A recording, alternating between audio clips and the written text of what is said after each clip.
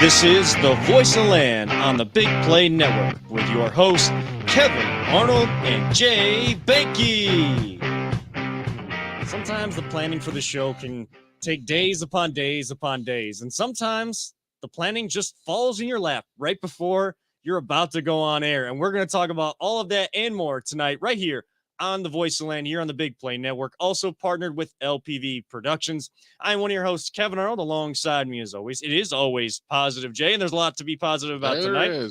And our producer extraordinaire behind that proverbial glass, we call him Audio. He is better known as Peter Tellup. We are, of course, here live on Twitter at VTL_pod and on our Facebook page at Voice of Land. We are also on the Big Place Facebook page and our YouTube channel at Voice of the Land Podcast. So make sure you like, you follow, whatever button is there to follow along with what we're doing as a show. Make sure you tune in to all of that.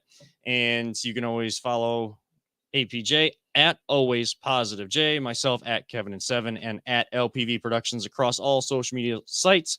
We are brought to you by Vector Technical, the right person, the right job, the first time, and DP Construction LLC. They will get the concrete construction project done that you need. Their phone number, 330-217-4999. That is 330-217-4999. And like we said before we came on here tonight, a big trade in the NBA. Before the trade deadline, Koby Altman said, screw wait until Thursday. I might as well. The Indiana Pacers are in town. We've been rumored to like Karis LeVert from the Indiana Pacers. Why not just do the deal? These guys are in town. Why not just do it face to face?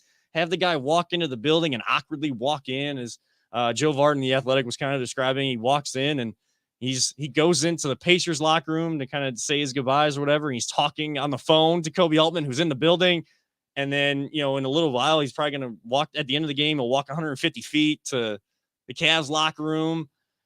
It's a guy that they need. It's another guard for this team. Jay, Koby Altman again showing why he is the first general manager that Dan Gilbert and this front office has trusted to give an extension to and even give a promotion to this team. Just your thoughts on this trade and what it can do for the team going forward, even though they're not playing well tonight necessarily. Well, they're coming back slowly but surely. It's still early, but love the trade. Like you said to me earlier, the guy can create his own shots. When you got bad offense, you got a guy who can make a bucket. And can we just give him the GM of the year now? Like, can we award him this now? Because holy crap, is this guy on fire, man? Koby Altman, just if I had a hat, hats off to you, my friend. Hell of a trade day. They gave up nothing. They're like, all right, here's some chips and a soda. Can we have that guy who scored 42 points on Friday? Sure, thanks. Appreciate it, buddy. Man, what a hell of a trade. What do you think, Peter? I'm all for it. I think this is one of those it's a strange season, I think, because there wasn't a lot of expectations for the Cavs coming into the season. And the fact that I think we're sitting right now tied for fourth in the East. And it's only like a game and a half, 2 games out of first. Yeah, we're right there. It's so not every day. It's like we're in second, third, or fourth. We're always bounced around right now. Yeah, and the fact that they're being aggressive. We've had some injuries, but being aggressive and bringing in people that are going to help, boost us up. I mean, I'm excited for playoffs, and I'm not a huge basketball fan. You guys know that. I think at the beginning of the year, we were like, do you think they can make the play-in? Right. Now we're like, we need home court advantage. Well, we're trying for the number one seed. They're slated to win maybe 27 games the whole season was, I think, what Vegas had odds on. And now it's like, we don't know how far they're going to go. And it's exciting. And it is a long season. And that's the one bad thing I feel is the bad thing about basketball, especially when we had LeBron here. It seemed like the regular season, it almost didn't matter. Like, it really felt like it didn't matter because you were certain with LeBron on the team, you were going to be in the playoffs, and then everything would come together. And, some years it really didn't. Like, they just really didn't gel as well as they should have. And I don't know if it's because they were just kind of like lackadaisical the whole season, just knowing they were going to, get into the playoffs and they could, shine then. The huge difference, like, if that team, they lost LeBron, they were done. This team, they've lost Sexton. We've had Garland out for time. We've had Mobley out for time. How many other guys? Okoro out for time. We just overcome all this stuff, and we're just exceeding so many expectations. I'm so proud of this team, what they've done this year. And I mean, Cavs put the East on notice. Let it be known they're coming for everybody this year. Definitely. They did. They really put the East on notice that, hey, yeah, we might be a year ahead, but why not go ahead and make this move now? And you don't give up that much. You give up an expiring contract. And I know everybody's kind of already making the side jokes of, yeah, like you give up Ricky Rubio when he's healthy, he'd come back, because guess what? When you're on an expiring contract, the Zydrunas Ilgauskas rule that the Cavs forced the NBA to put in doesn't apply here when you're on an expiring contract. You can go back to that team. So they made a rule about us, and then we just found a way right around it. You found a loophole. I love it. I love it. I mean, but if Rubio wants to come back here, he will. That's just the thing. That's kind of the relationship that was built. And you need a guy like Karis LeVert with Garland out. The Indiana Pacers are, while the Cavs are, coming back in this game, down 9. I think they were down 16 or 17 at one point, right, in the first quarter. You need a guy that can go get you a bucket when your offense is stagnant, when it's basically, it feels like there's a lid on the rim. And listening on the drive in to the first quarter, it literally sounded like someone just, welded on some sort of lid to that rim. You need a guy like that. And when Garland's not there, all the Pacers are doing, they're pressuring a guy like Goodwin, young point guard. Yes, he's had a journey to get to the NBA. It's been his dream. He's an unsung hero, but teams start to see weaknesses. And when you don't have that great of a ball handler and shooter, and you can get up in their face and all you're really doing is scoring in the paint with your big guys, if you put pressure on the ball, that makes it much more difficult to get the pass off. And now you can't get the ball to your big guys. Yes, Mobley can play on the wing a little bit, so he can kind of play from there, but you like to see him down low. You like to see him get in a rhythm first down low. And when you can't get your young guy in a rhythm, you can't get Jared Allen in a rhythm, coming off a 29 and 22, a 2020 game, a career high in points the other night in Charlotte. Refereeing again, guy Peter, should be an all-star. He should be an all-star, and it could be a replacement. I know he's among the 3 that are being talked about by the commissioner. It's going to be LaMelo. I'll bet you. Yeah, I know. It's be him. I know, because they want the draw. Name, they want the name. They want, even though it's in Cleveland, it'll be Bello. I know, but it was good to see that Darius Garland got it, and we can talk about that. Congratulations to him. We can talk about that in a little bit as well. His back injury concerns me.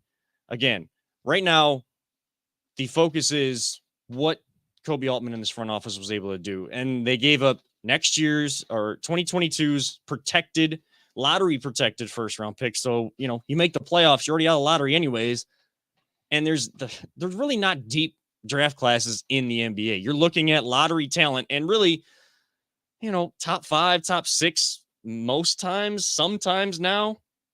It's not, can you find that diamond in the rough? Well, he said, I'm going to get a 27-year-old, already got the experience in the league. This is the type of guy you would get coming out of college in that range that you're giving up your pick for. Why not get the seasoned player to now help you, who you can also offer a contract extension to now. So and he wants to stay, rumor has it. He wants to sign one here. Right. Because he's a young winning team, man. And remember, him, just like Jared Allen, was all part of that James Harden deal. To get James Harden to the Nets. We could say Koby Altman won the Harden deal. Yeah, because now you got Karis LeVert and Jared Allen from Brooklyn on this team, when they were kind of it seemed like a young team that was starting to find their way, and then they blew it all up for their own big 3 in Brooklyn. And how's that going for them? Not great, because there's already talk of James Harden moving on again. And then Kyrie can't even play at home, so no, and not going down that Durant, he's hurt all the time. Right. Yeah, the Nets, everyone thinks they're going to be the team that comes out of the East. I have no fear of them whatsoever. Yeah. I see what that happens to those guys every year at the end of the year. They all break down. Now, it's still going to be as much fun as it is to talk about this team could go to the Eastern Conference Finals and make a run. Like, that is what they're trying to do. That is their intention, because they said that we wanted to rebuild this to be contenders again. That is what they're trying to do. And I appreciate a team, when they see a window open, even if it opens early, going for it when you don't have to give up a lot either. There's a few like ancillary picks and things. The biggest piece is probably for Indiana, it's the expiring contract they can get off their books. For the Cavs, the biggest piece that they're losing is a first-round pick next year. But we saw when they were going for the championship before, they didn't care about those. When you have a chance, the draft picks in the NBA are much less vital than even in the NFL. So it's a good move. I just temper expectations to keep everything in perspective. It's a young team that, yeah, they're still dealing with some injuries. And when the lights get brightest, they're still going to have to learn how to win on that stage. I don't have any fears that they won't be able to, and they're just going to completely, miss the mark in the playoffs. But they're going to need to go through those trials and tribulations. They're used to just kind of preparing one game at a time. You don't get a lot of film. You're basically watching your own film. You're not watching film and being able to prepare, make adjustments for the same team the very next night. In rare occasions, you get that now on the NBA schedule, but you don't really get that playoff experience until you're there. That's what this team desperately needs. You get a little playoff experience, you start to go on a run in the playoffs, then the doors start to open wide. Well, that's what I love about this situation there. Worst case scenario, you get a bunch of playoff experience. Best case scenario, you win a championship. Like, that's where they're at. And they were like I said, we were trying to fight for the play-in at the beginning of the year. Here we are trying to get home court advantage. I love this. One thing I love about this deal too, you said how Garland with his health is he no longer has to play all those long minutes. He can take a night off here and there now and just get ready for the playoff run and get healthy and get his back right. And I think do you think they pull off another trade? That's the thing. I was going to ask you guys, and we'll ask everybody tuning in as well. Good trade tonight. I've seen a lot of positivity. There's only been a couple people kind of saying, well, Karis LeVert does it on his own. It's not in the system where it's kind of fun basketball. Everybody's involved and could be a different guy every night. When guys get into an atmosphere, if the culture's strong enough, the guys will buy in and that game will still transfer. So we got to see how that works. But on paper, it looks good. We know in Cleveland not to look on paper. But for everybody tuning in, and Jay, yourself, and I'll go first because you asked me, I'll ask to our fans the same question. Do you think they can make another trade, and what are they missing? To me, they're missing three-point shooting because you have all these big guys, and without Lauri Markkanen in there, a big guy that can, stretch it out. Evan Mobley has not developed his three-point shot or outside shooting consistently just yet. You don't have enough guys spreading it out on the wing because the NBA is still an open floor game, and you're going to have guys spread along the three-point line. And you need a little bit more room for Garland to operate as he drives in and get those lobs more, start to get those going more with Jared Allen and Evan Mobley. You need space. And if you have three-point shooters, that forces the space because a guy that's defending your great three-point shooter or shooters, they have to stay at least 3 to 5 feet away. They can't come and help all the time. So that puts more pressure on other teams' defenses. Jay, what about you?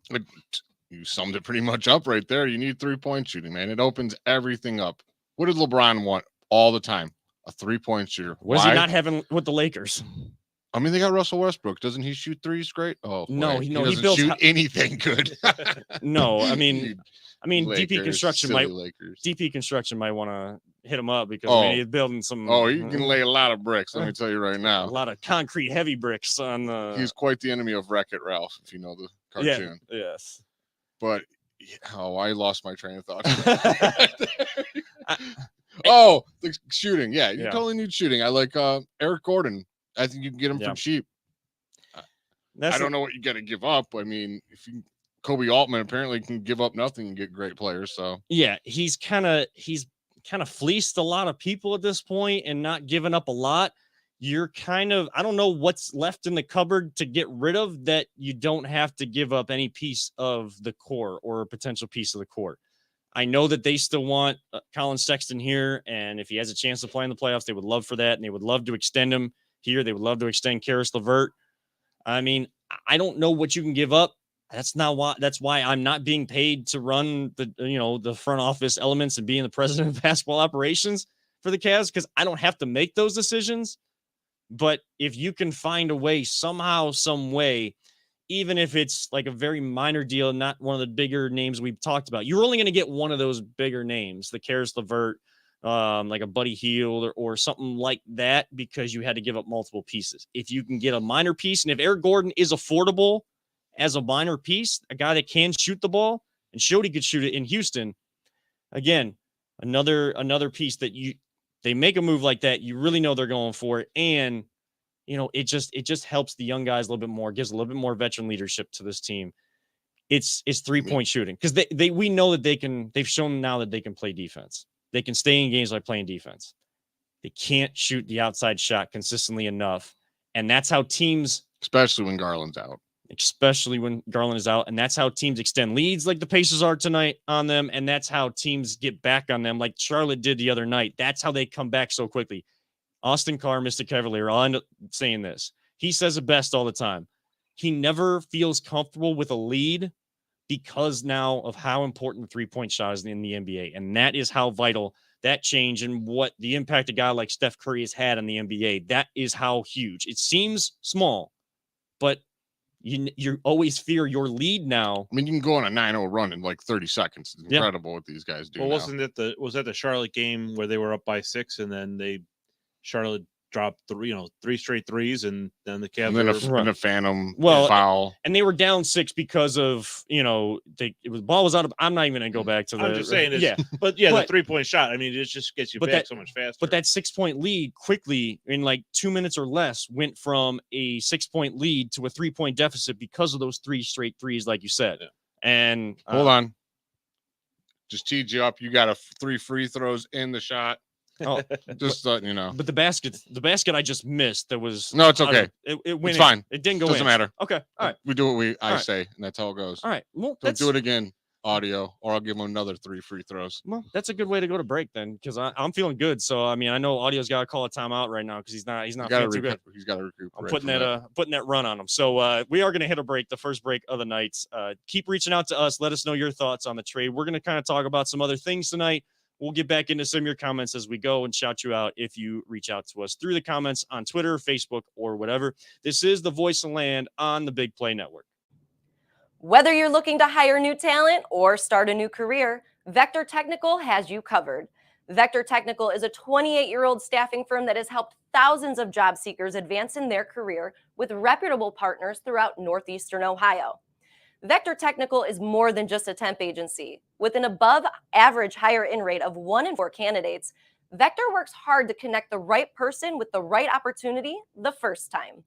Vector Technical hires for skilled manufacturing and light industrial work and is sure to have a career that you've been looking for. To learn more, visit our website at www.vectortechnicalinc.com. Welcome back to the Voice of Land. Kevin Arnold alongside Always Positive Jay and Audio, our producer behind the switcher tonight. We went to break talking about the Cavs. I'd be remiss if we didn't, give one more shout out to Darius Garland for being selected to his first All-Star game, being right now the only Cleveland Cavalier representative at the All-Star game coming up in a couple weeks. We're not going to, just so everybody knows, we're not going to have a show next week because even trying to record one and then post it, with it being also Valentine's Day weekend and, during the big game that we will talk about later, I forgot we have to call it the big game. Like I've only watched 5 minutes of real time, not even game time of football since the Brown season ended. So even I'm going to watch the big game. So you guys know, if I'm watching it, I'm not even going to watch my own show. So you would say it's a super game. It's a super game. And it's played in a bowl. It's played in a stadium that kind of looks like a bowl. Okay. Yeah. The awesome pot. The awesome. I got a way around you, NFL. The awesome pot. Yes. Only you, Audio. I'm going to trademark that right now. So, so we're not going to have a show next week. We're going to try to do a show All-Star weekend. We're going to see what's going on. I know that, Jay, you're going to be out with some of the other guys from some of the other podcasts, the Legal Hand to the Face and Dog's Table and some of those other. Hopefully there's a bunch. We're just trying to meet and greet with everybody, have listeners come out. This isn't going to be the first one by any means. Yeah. We're trying to just network with everyone and get to know anyone that listens to our show and all the other shows. Yeah, when is that and where's it going to be? The 19th at High and Dry down in Tremont. Okay. If anything changes, I'll post it on Twitter. Yeah, and we'll make sure we retweet from our our personals. It's going to be packed, so it could be fun. I mean, it's All-Star Weekend. There's going to be a lot of people. Who knows? You might even see celebrities come in there. You never know. I mean, Tremont is a spot that people talk about all the time, and if people are looking for places to go eat, I know Tremont is so many good places to eat down there. Is talked about. So head on out on February 19th, but we will update you on the schedule, what that's going to look like, who could be on the show that day, because I'm going to have random work schedule that weekend, kind of working different events as well. So updates to come on that, but congratulations to Darius Garland is really what we want to say. Congrats to Darius. He has earned that spot. Jared Allen should be an all-star. We'll see if he gets the commissioner's go ahead to be in to replace an JB Bickerstaff should be an all-star. He should, but I mean, that's always the coach is always the best record by February 1st. So, we were eliminated from that. That's okay. Who knows? Maybe they'll bring him in as like a special. I know they do that in the All-Star game sometimes with like Terry Francona with MLB, which we'll talk about that down the line. I don't know when we're going to have an MLB season this year. We'll just let him be the coach of the championship team instead. Yeah. No big deal. A coach of I'll trade it. Now, a coach of a team that's didn't even come close to winning a championship. You see this face because I know what he's talking about. Not happy with this. Somehow this guy was back in the news this week. So we're going to switch gears, talking a little bit of Browns as we kind of switch gears in the middle of the show to football. Hugh Jackson was in the news after Brian Flores, former coach of the Miami Dolphins. He'd been in coaching interviews for the many vacancies this offseason, filed a lawsuit against the NFL for, while the Rooney Rule works in principle, it doesn't amount to any sort of results. And it is a damn shame to see the discrepancy in the lack of black coaches in the NFL. I mean, it's a flat out joke. It's an absolute joke. And the NFL kind of like coming out immediately when the lawsuit was filed and saying like, they didn't even try to investigate it. I saw someone tweet that Tom Brady and the Patriots got investigated much longer for inflated, deflated footballs than, a lawsuit talking about not just NFL issues, but racial, societal, real life issues. Well, Hugh Jackson decided to try to jump on that to get press for himself. He wasn't helping Brian Flores, and that's clearly evident now because he originally indicated subtly that he was paid to lose games or paid extra to lose games, and he told CNN that he wasn't after a stupid interview on ESPN where he said absolutely nothing and made a fool out of himself and made everything about him. That was the most rambling of gibberish I've ever seen on SportsCenter in my life. And I've seen who's the MMA fighter, the Irish dude.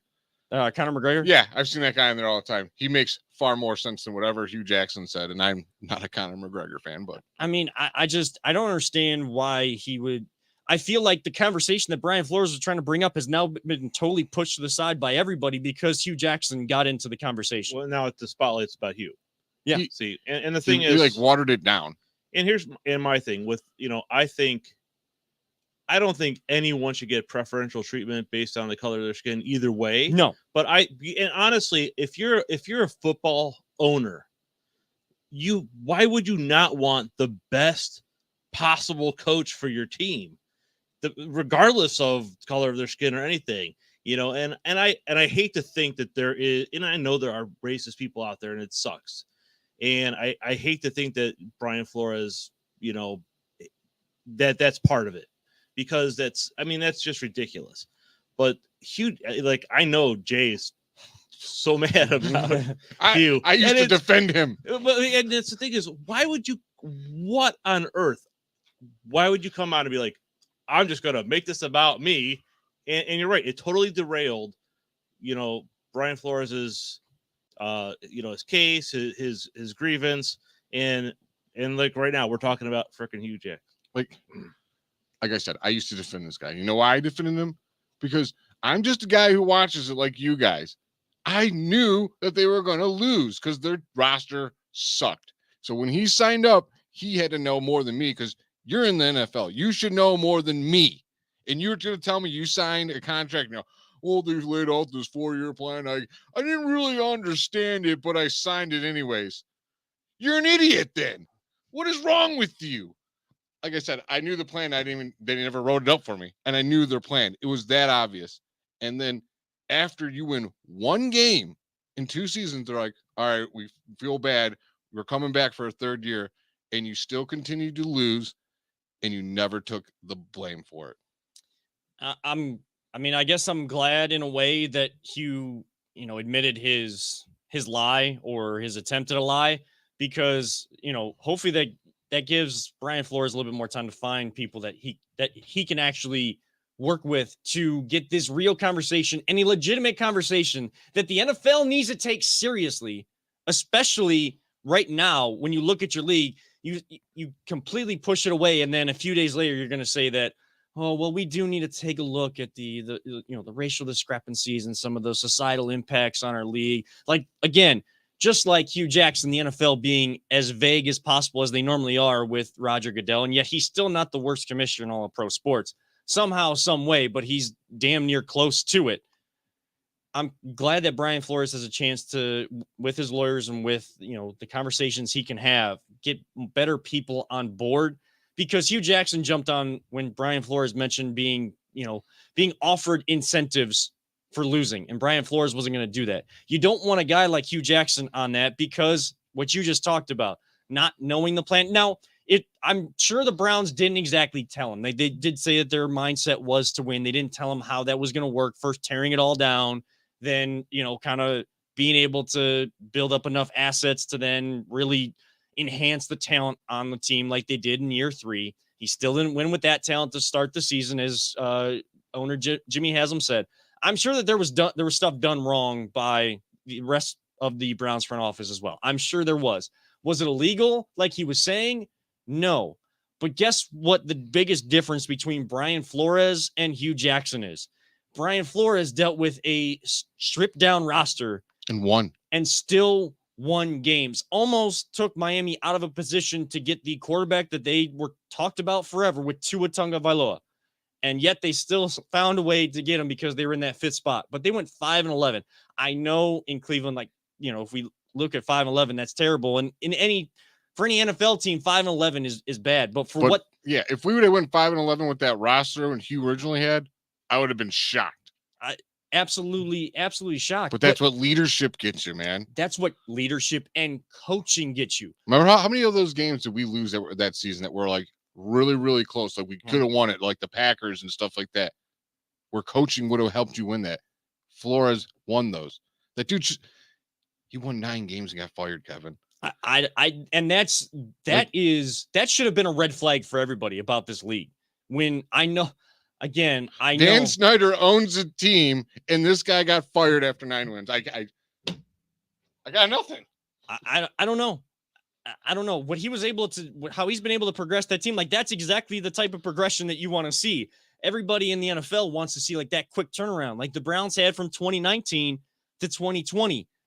In order to sustain it, usually teams kind of have to go through the growing pains and continue to get better and better every year. Miami was getting better and better every year. Brian Flores said and showed that he could coach. Hugh Jackson thought he could just show up and you just dump a bunch of Aaron Rodgers and Devontae Adams, Justin Jefferson, all this talent. You just dump all of them in one city and you get to let them go play. No, you actually still have to coach them, whether you have great talent or just enough talent that, part of the 1% that still made it to the NFL, they're still professionals. They still have some sort of talent. You didn't find a way to even progress their skills at all. You didn't coach at all. I used to frustrate the old co-hosts of the show and probably audio and everybody else that tuned in when I used to do the Coach Kev's Corner, because I would talk about coaching. Yes, I've never coached at a professional level, but anybody that's coached at any level understands what your job is. It just becomes more enhanced and there's a lot more pressure on it. There's a lot more nuances that go into it that I couldn't break down for an NFL coach or a football coach. But you're supposed to have the player's best interest at heart at all times.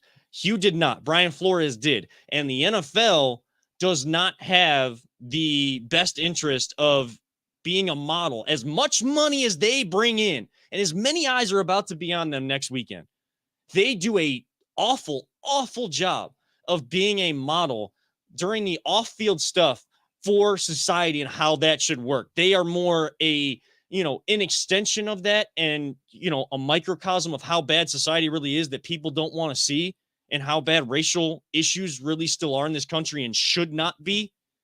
The NFL is more of an example of the bad, not what they should be with the good. There's a movie that just came out on Netflix. It's called Don't Look Up. I don't know if you guys saw it. And it's about an asteroid. Oh, that's yeah, coming. I saw it. It's about an asteroid coming to Earth, and pretty much just everyone's like, just don't look up, don't deal with it, and live your lives. It doesn't matter. It's like, that's what the NFL is. It's don't look up. They're just like, don't worry about it. Just enjoy the game on Sunday. You'll love it.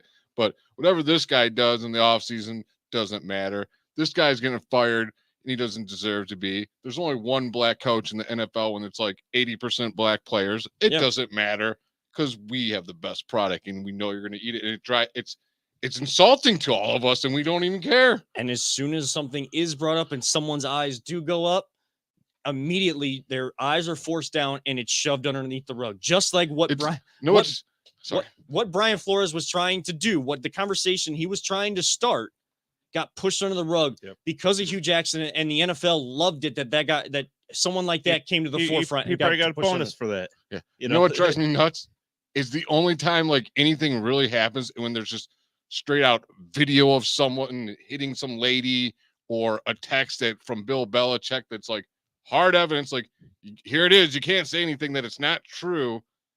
And if it's something like, oh, we need more coaches, like, oh, they're getting the opportunity, they're all getting this and that, there's no hard evidence to prove them wrong, they just don't care. But see but here's the thing: what you said is like 80% of the players are African American, right?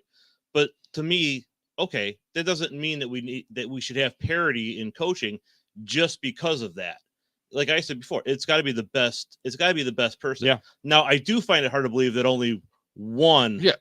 If 80% of the players are black, that means most of the league has been like that for a while, right? True, but those are the people that know the game the best, correct? No, I don't think so. Not necessarily, because not all of the best head coaches were stellar players. Well, usually they're players. Not the good players; they're the backup quarterbacks, whatever. But the point I'm just saying that it's you need to take it. It shouldn't matter what color your skin is at all. And if that is the case, like with Brian Flores, then he has a legitimate grievance, and that's BS. I agree with that.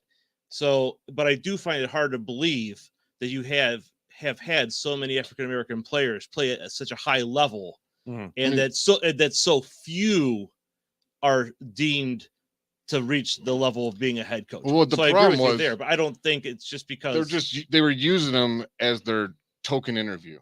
That's what they were doing to him. They had the other guy hired, and they're like, "Oh, we're going to bring you in just so we fit into the Rooney Rule." They really never wanted to hire the guy. See, and that's the thing, and that's why I question the Rooney Rule, because what good does that really do other than be like, okay, we're just going to check a box off, and that's because it's ridiculous. Why does there have to be a rule? You should just do it because it's the thing, the right thing to do. That's what aggravates me. Like, you're billionaires, and you need a rule to tell you to do the right thing. And even when you find a rule, you find a way around it. But that's just it. To me, I hate billionaires. It shouldn't matter, because it should be the best person for the job. You should interview the best people for the job. Yes, right. And I think what happens is with the Rooney Rule, because you have to bring in someone that obviously they didn't think he was the best person for the job. I'm assuming. I don't know, because I don't know the motivations. I can't claim to know what's going on in the owners' heads, right? So even they bring him in, and knowing that they're not going to hire him, that's just wasting his time. That's an insult to him. Yeah, because obviously he's a good coach. Good coach. Yes.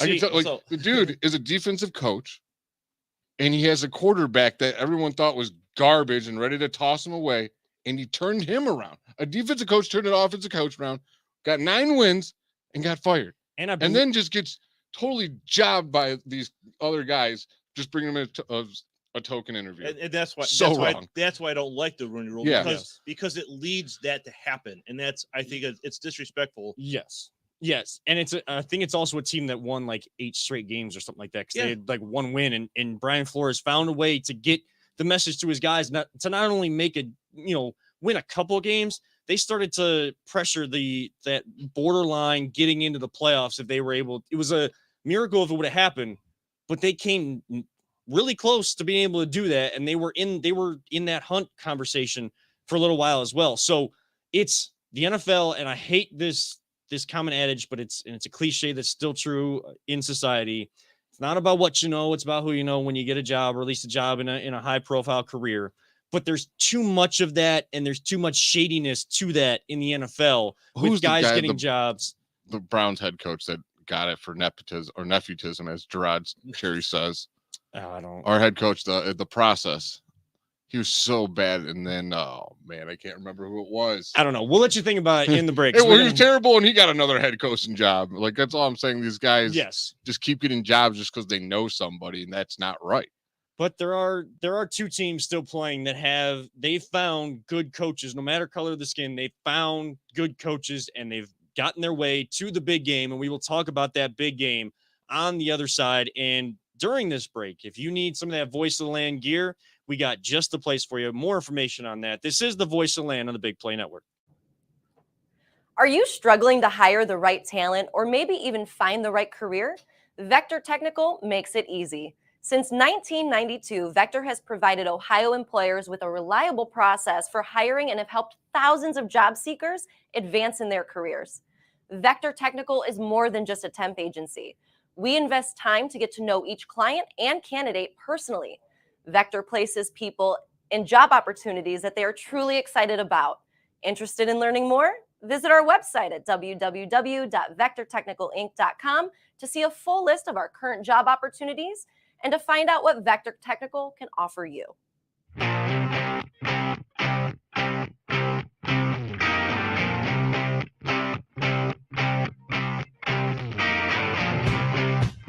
Get your gear at voiceoftheland.com/shop. Welcome back midway through the Voice of the Land here tonight. Kevin Arnold alongside Always Positive Jay and our producer Audio.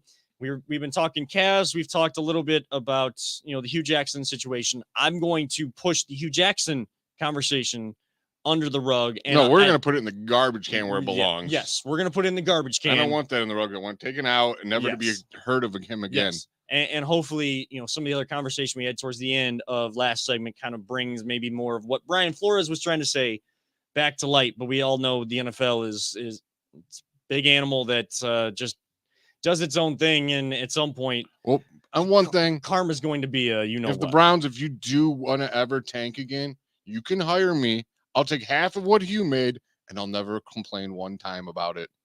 I'll have the worst record. I go 0-36. I don't care, and just pay me. And actually take some accountability for not actually. I'll say I sucked. Yeah, I'll blame everything on me. I don't care. Just pay me. God, those conversations on Hard Knocks between him and Baker were just so awkward. Well, Kevin, when you're in this year, you'll understand what it's like to drive the bus. So bad. So trust me. Hugh Jackson conversation in the trash here on VTO. We switch gears to talking about the big game, the awesome pot. Someone already took it. They already have the domain name. Darn it. Do they really? Well, you can imagine what it's about. Okay. Yeah. Well, my mind didn't go there. As they say, Cuyahoga Greenery. Yes. Oh, yeah. I didn't even think about that. I was thinking actually, I was like thinking a pot, like on the stove. That's what I was thinking. I was thinking Jan and I could get like a wedding registry there or something if we needed some of those things. But no, not that type of. We don't need that. No, we will not have that. The awesome pot. But we do need some Indians jerseys though. So anybody that's tuning in right now, we do need to borrow Indians jerseys. Shout out to Jay and Raleigh. Yes, he said he's going to send you a couple. Absolutely. And he says he's going to do the shipping. He's not even going to make us pay for it. So shout out to Jay and Raleigh. Such a good dude. Jay is seriously one of the best dudes you know on Twitter. So anybody catching up on the show later in the week or watching live right now, listening on Google, Spotify, or Apple throughout the week, we could use some Indians jerseys. And I know they're the Guardians. We are honoring the history of the Indians, and they can even be the promotional ones. We don't. Well, you were engaged while they were the Indians, so you got to go that way. It was a year ago today, actually. Yeah. A year ago today. Cool. So You know, I don't actually have a Happy jersey, but I do 1 year have. engagement party. thank you. I do have one of those it's a big Indians pullover with a big Chief Wahoo. It's the, Yeah. if you need that, you're more than welcome. We'll see. We'll see. We'll know. see. We're strictly, the rule right now is jerseys. Jerseys, yeah. And we might, doesn't even have to have a player's name or number on the back even, because some of the promotional ones just have the design of the jersey. So like the 1920s or 1919 jersey, something like that. We'll just turn them around and put that I mean, out you don't front. want my softball jersey? No. Oh. No. Probably smells anyway. So I was, geez. well, you know. But switching gears to the awesome pot, as I know it's already been coined, but we're gonna call it that for tonight. What do you got? I guess we've kind of talked in the past on the show about what we look forward to most about it. But as fans of a team that have never even actually been to the game, let alone, been there and lost, like the Cincinnati Bengals, they've never won, but they've at least been to Super Bowls. Oh, sorry, just said it. Here comes the fine. But as fans of a team that have never had the chance to go, Jay, what does your typical Awesome Pot Sunday look like? Well, usually I start off by huge breakfast because I gotta stretch the stomach out for what I'm about to do. And yeah, every year changes. I have no idea what I'm gonna do for food this year, but there's got to be at least 5 or 6 different items you can eat and pick from. And I usually like to keep my party slow, like a real low amount of people, because like the huge parties that people have, you don't like end up watching the game, you end up conversation, then you hear and then next thing you know, you missed a cool play. Plus I like to watch the commercials, so I'll usually invite like my brother, maybe one of my friends, maybe one other person, and just watch it down in my basement when the big old 100-inch projection screen I got down there. Audio, what about you? What does it look like at the Telep household? Normally we just kind of order food in, something like that. It's just a family. We sit around and watch it. Honestly, since my team hasn't been in it ever, I look forward to the commercials because it's so many years the games have just not been good games. Mm-hmm. They've been lopsided, and last couple have actually been pretty good. Yeah, though. The last couple have been, finally we're getting some good, and I expect this game to be good. Mm-hmm. I'd be surprised if this was a snooze fest. And I always thought the commercials were really fun. But now a lot of them get leaked, on YouTube beforehand. And I honestly, though, I haven't seen any yet, but I haven't really been looking I'm either. gonna look. So I'm actually more excited about the halftime show than I've ever been in my entire life. It's pretty much my childhood music I listened to like as a teenager. That's probably what I'm most looking forward to about this game. I know, same here. Like I'm legitly pumped for the halftime. No one's allowed to talk during it. Wasn't last year the weekend halftime? Yeah. And that was just they have the meme now where the guy's going through the thing. It was just weird. I mean, I couldn't follow it. He's a good performer though. He's not. I like that was the first time I've ever heard him. Oh, I had heard him, but I didn't know. Like I didn't know who. Like I've heard the songs, but I was like, oh, that's who that is. So, and I think every guy in the world enjoyed when Jennifer Lopez and Shakira were out there. And then there's a lot of families that were really mad when they were out there. Yeah. But this year, man, that has got to be the most fire lineup for my personal preference of music. Yeah, I mean, I'm looking forward to it. I think it should be fun. I think Jacob wants us to order Wingstop, so we'll probably get wings and I don't know, maybe we'll get a pizza. But yeah, just some food, hang around with the family, watch it. We used to occasionally go over to some family's house and watch it, but COVID's kind of still lingering, so that's just, and because it's a Sunday night, the kids have school the next day, and it just makes it more difficult. There's always been that conversation, like the question, should the day after the Awesome Pot be a national holiday because everybody's watching it, or move it to a Saturday because they have a week off. No, just have a day off Monday. I'm cool with that. We're the most overworked nation in the world. We can have more national holidays. There you go. Well, like the proposal originally for when and I'm going to say it right now, when the Super Bowl was actually proposed, that model of it, because we know the Browns have won world championships, but they've never been in this Super Bowl era. It was proposed that the conference championship games be, on a neutral site field almost like how you see the semifinals for college football. Yeah. Like that was proposed a long time ago. So, that's something else that's kind of been talked about too. There should be give people a little bit more leeway on it. Like if you're going to have it on Sunday, yeah, everybody's watching you because there's some sort of, there's the sports people in it for the actual football, or the betting man is in it for the prop bets. There's the entertainment of halftime of the commercials. Can't really look forward to the commercials as much anymore because spoilers are just out there all over the place. Legitly go across state borders, put money on this just to make it interesting, because I feel like I'm like you, dude. Do you really care about the game and who wins and loses? Because it's the most contradicting, confusing game I've ever had. I'm like, I don't want Odell to win. I'm not going to lie. After what he said, I'm not even going to get into it because I'm done with you, clown. Yeah. But after what he said, I don't want him to win. Yeah. But I know like what happens to a Super Bowl teams when they lose in the Super Bowl. It really hurts them. Like, look at the Falcons have yet to recover. So I kind of want that to happen to the Bengals because I really don't want Joe Burrow making a run like I think he's going to do. Right. I'm not one of these people that says like, oh, you got to root for Ohio because it's Ohio.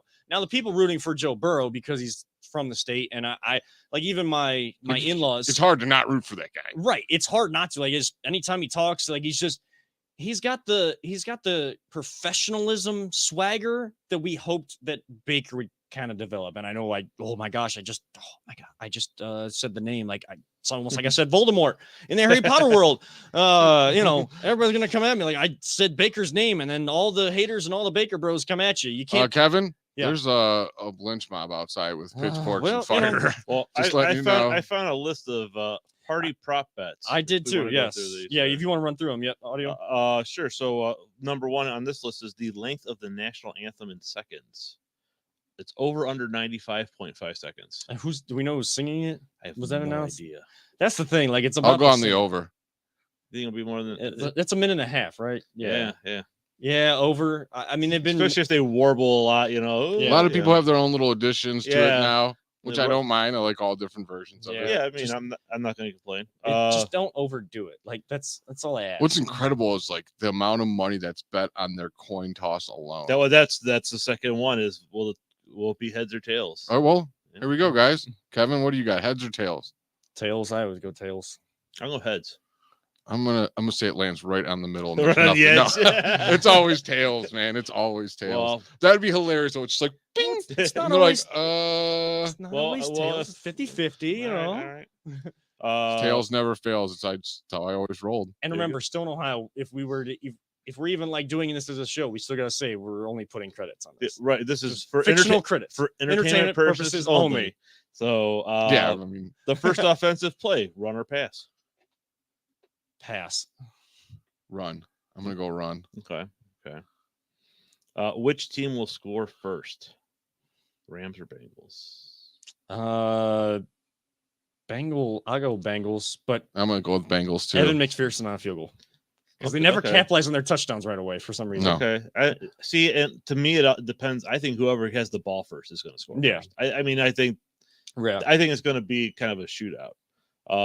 So Bengals, if you want to have the ball first, pick tails because then there you go. First turnover of the game will be a fumble, interception, or a turnover on downs. Fumble. Aaron Donald going to cause a fumble. Forced fumble. Yeah, I think he's going to be your MVP of the game too. I could see that, like a sack fumble, something like that. Yeah, because he's going to be tough he's going to be really tough. He's tough on everybody. See, I think Aaron Donald and that defense is going to eat, but it's still going to be a close one because Joe, like, dude, that dude got sacked 9 times and still won. The talk all around the Bengals this year and their pick of Jamar Chase was, why didn't you pick up Penny Sewell or why didn't you pick up an offensive lineman? You didn't put anything in the offensive line. Which I ridiculed them for, foot, mouth. And you can still ridicule them for, but yet they've won in spite of that because they have the guy, they have, that weapon on the outside. They kind of did what the Cavs did and just went totally against traditional. Like, yeah, everyone says right now you got to build small balls, shoot threes. Cavs like, yeah, we're going to put bigs. You got to have a strong lineman. We're like, the Bengals like, nah, we're just going to line up 3 awesome receivers and this stud quarterback and hope for the best. And if you they put won. if you put the right structure in place, you put the right culture in place, and you allow the players to do what they do best somehow within your system. If you set up your system based on what you have in the talent pool instead of vice versa, things like this happen. Now, the Rams are the team that, they're the extreme Cavs at this point. They're the ones that went all in. They don't have a first round pick forever. And they went out. That was like the Cavs when LeBron was here. Yes. And they went out. We don't want draft picks. We don't want nothing. We just want to win it. And they did what everybody thinks that the Browns can magically do with none of those guys really available this offseason. They traded their first round pick. They got Matthew Stafford, and it's do or die for the Rams. So it's going to be one heck of a chess battle. Audio, a couple others that we have. And I'm just going to say that this is off of covers.com is where I found this, and they've got a printable one there. So if you are having a Super Bowl party and you want to print out some for your party, they've got one there for you. So next one here they have is, which team will commit the first accepted penalty of the game? The Rams. Yes. Okay. I think the Bengals are one of the least penalized team all year. And then which team will get to 10 points first? Rams, Bengals, or neither? Rams. So 10 points only, or 10 points or more? First. Which one's the first one to 10 points? Neither would mean it would be no one scored above 9. Like a 9-6 game. Which that would suck. I would say Rams, because I don't know. It just seems like the Bengals kind of have like this. You got to get down. You got to feel that pressure to. They're a very start good playing. second half team. Yeah, they got Smoking Joe. They got Joe Cool back there. So we'll look at a couple more prop bets on the other side of this break. How about that? Because there's a couple outside of the field of play that I just saw on the list, and mine is NBCLosAngeles.com. So maybe we'll go for some of those. Yeah, and I will say that Jacob and I in Madden 22 did play a Super Bowl preview, and the Bengals did win. We also decided to play if it was the Browns versus the Rams. Ooh. And I'll tell you how that turned out after the break. It's one heck of a tease by audio, and this is the Voice of Land on the Big Play Network. Are you looking for a career in manufacturing? Vector Technical has you covered. Vector Technical is a 28-year-old staffing firm that has partnered with some of the biggest and the best companies throughout Northeastern Ohio. The recruiters at Vector Technical will coach you through the entire job process and will help you land an opportunity that you are truly excited about. Vector does not add any additional fees and offers benefits as well as free online skills training through Penn Foster. To learn more, visit www.vectortechnicalinc.com and make sure to check out our job board to see a full list of our current opportunities and apply. Welcome back one final time to the Voice of the Land here on the Big Play Network. Kevin Arnold alongside Always Positive J and producer Audio. Behind the switcher tonight, we went to break kind of talking about the big game coming up next weekend, because we won't be doing a show next weekend. We will look to try to do one All-Star weekend, but how that's going to work and when that will be, stay tuned to our Twitter. Make sure you follow us at VTL_pod and like our Facebook page at Voice of the Land for all of those details. Those will be posted along with special clips throughout the week as well. So be on the lookout for that. Subscribe to the YouTube channel so you get those notifications anyways when a new clip is posted, and not just so you don't have to watch the show back in full just to get to whatever conversation you wanted to see. We talked about Cavs, some other NFL stuff, the big game. Before we get into more prop bets, though, to end the show with a little bit of fun tonight, do want to make sure our partners, the Cleveland Crunch, do want to give an update on that to all of our fans out there. If you didn't know, if you didn't see last night, the Crunch go to 6-0 halfway through the season. Got a big win, 11-3 over the Cincinnati Swerve, BC Swerve as they're called, on the road down in Cincinnati. They were missing a few key players last night, but still got the win. Dave Jordan, the captain, 4 goals, 1 assist in the game. Bobby Chanchar, another defender, also got his first goal and assist on the year. Some other guys putting in great performances. We've had Gabriel Piwu on the show, Ryan Minnick, Flying Ryan, as they call him. So Cleveland Crunch, 6-0. The undefeated Cleveland Crunch. Yeah, and they're back at home next week. So if you guys want to check them out, they're at the Soccer Sportsplex, North Olmsted, Ohio. If you have to head west, you go 480 west, and it's one of the last. It's so easy to find. Yeah. I've been there one time, and I'm here to tell you guys right now, I've never watched soccer in my life. I am not a soccer fan. I got into it real quick. You can ask Kevin. As soon as they score that goal, yeah, baby, I'm into it. Like it is a lot of action. Just it really is. It's like, a lot like hockey. It's so fast paced, and it's a small with the walls and the way they can use the boards to pass the ball to themselves. It's intense. Oh, it totally is intense. So like when they score, it's like I said, you just get so pumped. Yeah, and man, the leg power these guys have when they kick it, it's like rockets, dude. And if you can't make it to the game, you can always watch the game on the Crunch's YouTube channel. Yes, and listen to our very own Kevin Arnold, the voice of the Crunch. Boy, that doesn't get old. Hearing that and having this opportunity, like I don't feel like I've anything like I've made it or anything. Like I'm. What doesn't humbled. get old? Hearing that you're the voice of the Crunch. Yes. All right, there you go. Okay. Don't. Yeah. Like it. Who's the voice of the Crunch? Kevin. Yeah. All right. Well, I knew though that. Did you just become the voice? We got audio. We got the voice. Yes. Oh, I knew it's all coming together. I knew the turn of phrase was going to come back to bite me on that one, but it really is humbling to have that opportunity and be a part of it, and working with Peter and Jim, and of course Jacob, his son, who's in the background right now here at every show for VTL. I've had some other people come out. Still, we want to send our condolences and our best. We're always thinking about All Gas, No Brakes, our late great buddy Mike Allen. We miss you, buddy, and we couldn't have gotten to these kind of places without you. So thinking about you, buddy, looking up to the heavens to you as you kind of watch over what we're doing.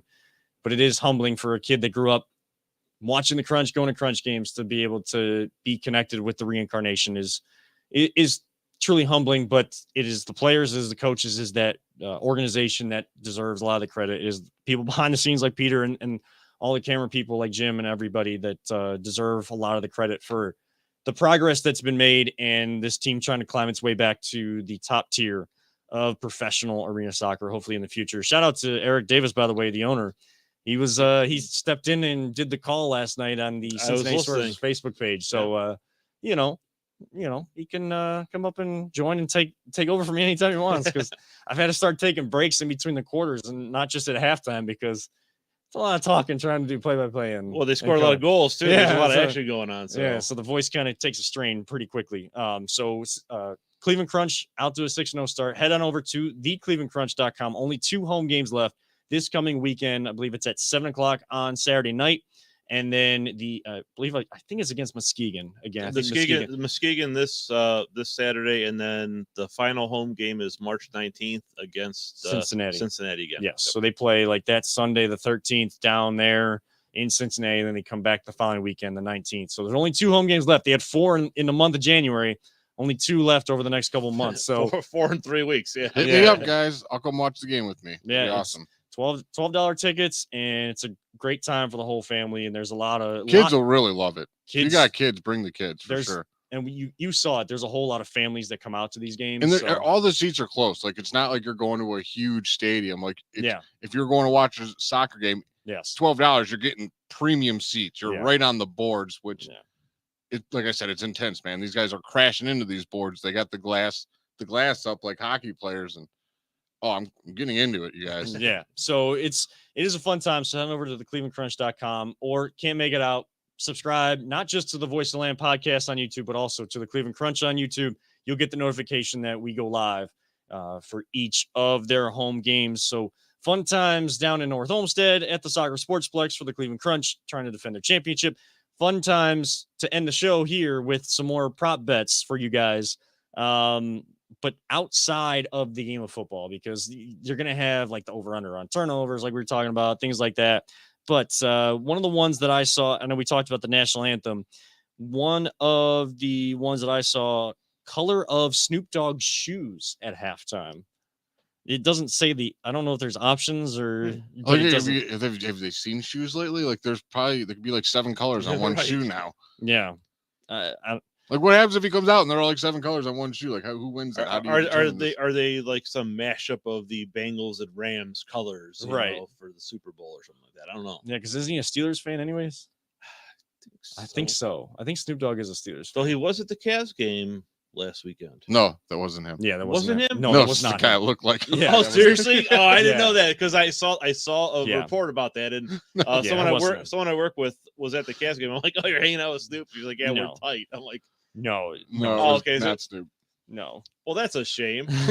No, but I'm laughing because I was reading the comments on that, and then some people are like, "Oh, awesome, Snoop's here," and I'm just like, "Oh, Peter, you're one of those. You got, Yeah, you got fe- you duped. fell for I it. got duped. It's all right. It happens. You know me, fake accounts I thought I was talking to at one point on Twitter, and it's I'm like, just- "Oh, wait, they don't have the blue." It just goes to show how you can trust the media. Oh boy. Well, Cavs kind- only down one. all right, down one. Well, how much time? 11 left? minutes in the fourth quarter, All right, so we know the Cavs are going to make their run. So even without Darius Garland, like and they're fighting, man. That's JB Bickerstaff. I love you, man. yeah. So and what is the score? Because I don't they 68-67. yeah. So a low score, a lot of defense being played. Like that's You got to do what you got to do to win, and they're doing it. And we talked at the start of the show. The Cavs traded for Karis LeVert today, so that'll hopefully add another scoring punch. When you're missing a scoring punch like Darius Garland out of your lineup, hopefully he can be that piece as guys kind of work their way back. Hopefully Laura Marketing comes back soon as well. So they're gonna find their way. They're gonna keep chugging along. Keep chugging along here with a couple more prop bets before we get out of here. I know we're just a little bit over, but that's okay. We can end with a little bit of fun. I don't know why. I don't know if we're trying to go back to the issues of the Janet Jackson thing, but there's a question of Mary J. Blige showing cleavage at halftime. I'm gonna go no. I don't. I'm gonna go. That's a solid no. I don't like, and I feel like that's like not really appropriate to. Dude, you can bet on anything in that game. Oh, Like, yeah. there's not just hundreds. There's thousands upon thousands of different things you can Well, bet if it- there's like- going to be a streak or And define cleavage, right? Because I mean that could be. Yeah, like- there's because Janet Jackson showed a lot more than Yes, cleavage, I know, so. but let people within reason, let them wear what they want to wear. Like it's their performance that they have their costume designers and everything. They're gonna go put on a show and they're gonna do it all together with those 5 acts. Will Mark Zuckerberg's avatar appear in a Meta commercial? The human one or the lizard one? I don't I don't have Facebook. I don't know what it looks like anyways. I don't either. All right, but- I don't what even color know what that- Gatorade do you guys think it'll be if the Oh, coach yeah. gets splashed on? I'm going blue. I was gonna say blue. I don't know. I don't really see I don't really see him that well, anyways. But There's uh, usually blue, red, orange. orange, and yellow is about yeah, it. you've never really seen green, right? No, I've No, never I'll- seen the purple thrown on them at least. No, I'll go the traditional orange. Okay, that's a good question. Yeah. I'm sure that's a No, prop. no, bet it is. somewhere. Oh, it is. It is a Okay. prop bet. They have it every year. Oh. There's all, Did they- like I said, did they there's all really? kinds of weird prop bets for Wow. the Super Bowl. This one's funny. What team's jersey will Drake wear at the homecoming event during Super Bowl weekend? The dude that just changes. He'll teams. probably have one of those jerseys where it's like half one team, half the other team. And Yeah. whoever's winning, he'll go on their sideline and cheer on them. Did you guys see Mad Dog Radio? Chris the Mad Dog used to be, what was that? It was like him and like Mike something on New York radio talking sports. Like now it's on Sirius Radio. I know No. you're They talking about, split. but He was complaining about people like Leonardo DiCaprio. about selling tickets to like these games. People are like super rich and it's not available for real fans. Yeah. I agree. I Yeah. kind of annoy. Like they should at least make like the top bowl for like season ticket holders from Yeah. both teams only. Like actually, you should probably make the 2 top bowls like for that. I understand it's a money and it's always about money, right. but how much money does one person need? Here's the thing. He took the wrong game to, like his idea, his argument in principle, I agree with. He took the wrong team and the wrong game to do that on, because how many people are actually LA Ram yeah. fans? Like I agree with you there. So like They're like Miami fans. They don't care. so like hopefully, Cincinnati was able to get a bunch of people to buy up some tickets that were available. I know that they're expensive and everything, but hopefully they were able to buy up a bunch so that they get a good, decent crowd there. How many people have followed the team back from St. Louis back to LA? I don't really know. It's even worse for the Chargers. So you can make Did you see what the top bowl was cost? probably Thousands. I was going to say 2,000 at least. So yeah, I thought I heard like- somewhere like the cheapest ticket you could get was like closer to 5. At this Yeah, point. so I said thousands, not 1,000, thousands. Yeah, like if the Browns ever make the Super Bowl, ain't any of us getting in there. Like that kind of No. sucks. Like no, unless you get a media pass, you are not like we gotta fans like we gotta bust our asses, guys. We gotta get we do, media. we do got those CVC TV and the Crunch. You've made some pretty nice official looking media passes, so you Oh, never by the know. way, I'm framing that. Thanks, guys. Well, My you're first media pass. Kevin's like, "Oh, you usually keep that." I'm like, "Yeah, you usually do, but not today." He's like, "Oh, okay." Yeah, it's fine, whatever. But I mean, that's just some of the prop bets. We're not betting people. We need No. to be Like I said, educated. I might go to Pennsylvania and put money on it just to make the game interesting. And I've never bet on a game in my life I mean, as it outside of like the friendly Yeah. bets I have with other podcasts, winning T-shirts on with them. But I mean, as it does become legal in Ohio, and if there's maybe groups that, or even betting agencies, or even groups that educate people on sports betting, because that's going to become a big thing. Hey, our DMs are, those are always open. Sponsorships are always open. So Yep. and we're willing to learn, because we're going to have to talk about it as it becomes more legal in Ohio.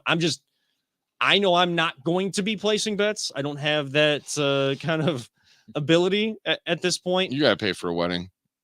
Well, yeah, but I don't really want to.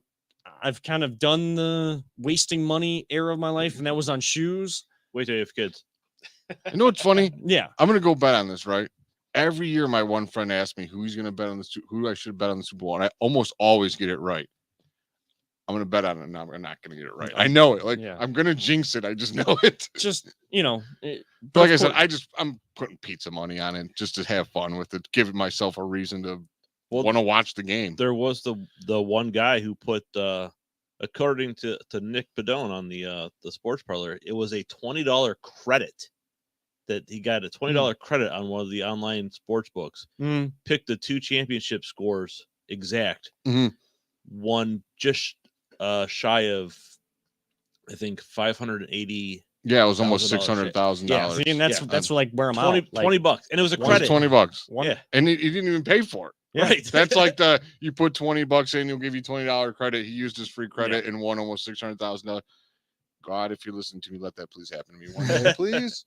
I will share. That would be nice. Yeah, but of course, if you talk about betting here in Ohio, you got to remind everybody that it is for Credits and fun. for credits and for entertainment purposes. Or Only we as have to go said out of earlier. state. Yes, or you have to drive. Or call your legislator and tell them to hurry up, because they've already got it pretty much I know. passed, but they're not going to implement it until after. Because they want to next make season. it fair for all the other platforms. So I'm They- like, well, all you're doing is that the other states get ahead of you, but sure, whatever. I'm doing the air quotes for people just listening to the audio of this podcast, but they want to do it right. Okay, Just whatever. do it. Yeah, there's plenty of market in there, and it will help the economy.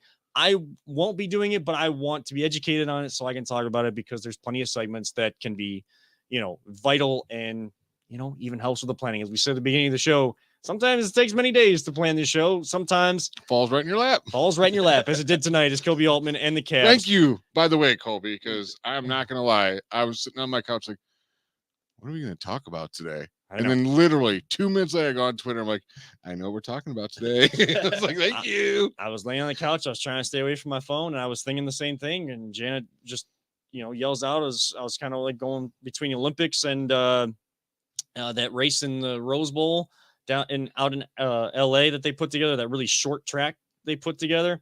She yells out, "Hey, the Cavs traded Ruby." I was like, "Oh wait, like who do we get?" Because that was going to be his contract was in my head. Like I started rolling through it. I was like, his contract's going to be used for a bigger piece. Like, who is it? Oh my gosh, it's Karis LeVert. Let's go. Like, I don't want to see Rubio go, but unfortunately he's hurt, and all the best to him in his recovery. And he has a chance to come back next year. So congrats to, Koby Altman in the front office getting that deal done while the Pacers are in town. So creating content for us to talk about. And creating content to make it easier. So with that being said, though, that is going to wrap it up for this edition. As a reminder, no show next week. Enjoy with family and friends. I didn't even mention my day of the awesome pot. You guys know my family makes homemade jambalaya. So at some point I'll have to let you guys try it, because they're making it fresh this week. Then they make a big pot. They freeze it. Never had jambalaya.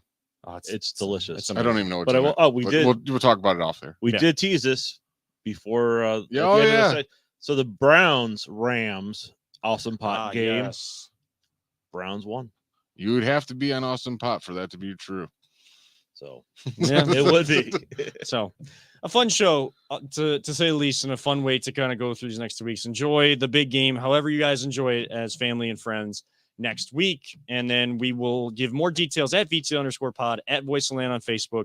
And throughout the week, we'll update what the show will look like the week of All-Star Weekend. As we go off air, the Cavs are now up 80-68. They have taken a 12-point lead in the fourth quarter with 8:49 to go as I look at a phone on camera, but oh well, don't really care. It's our show. We do what the heck we want, as we said in our title tonight. But for Always Positive, Jay and our producer extraordinaire audio, better known as Peter Tellep, I'm Kevin. I'm reminding all of you sports fans, don't let anyone ever tell you it's just a game. We truly love you all 3,000. And as our great late friend used to say, all gas, no brakes. We will see you all in a couple weeks.